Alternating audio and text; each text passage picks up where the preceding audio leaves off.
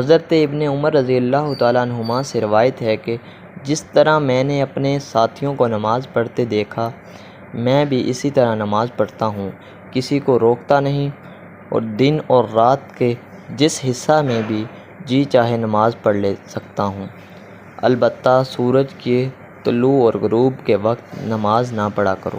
صحیح بخاری حدیث نمبر 599۔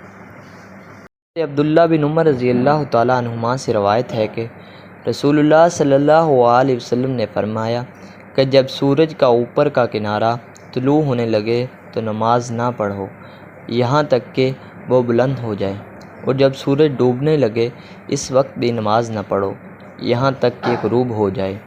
صحیح بخاری حدیث نمبر 583۔ حضرت ابو ہریرہ رضی اللہ تعالیٰ عنہ سے روایت ہے کہ رسول کریم صلی اللہ علیہ وسلم نے فرمایا کہ جس نے ایک رکعت نماز باجماعت پالی اس نے نماز باجماعت کا ثواب پا لیا۔ صحیح بخاری حدیث نمبر 580۔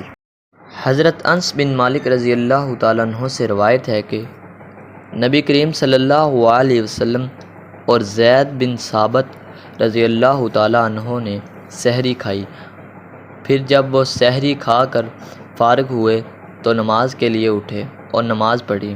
ہم نے انس رضی اللہ تعالیٰ عنہ سے پوچھا کہ آپ کی سحری سے فراغت اور نماز کی ابتدا میں کتنا فاصلہ تھا؟ انہوں نے فرمایا کہ اتنا کہ ایک شخص 50 آیتیں پڑھ سکے۔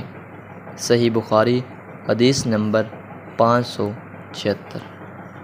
حضرت ابو برزہ اسلمی رضی اللہ تعالیٰ عنہ سے روایت ہے کہ رسول اللہ صلی اللہ علیہ وسلم عشاء سے پہلے سونے اور اس کے بعد بات چیت کرنے کو ناپسند فرماتے تھے۔ صحیح بخاری حدیث نمبر 568۔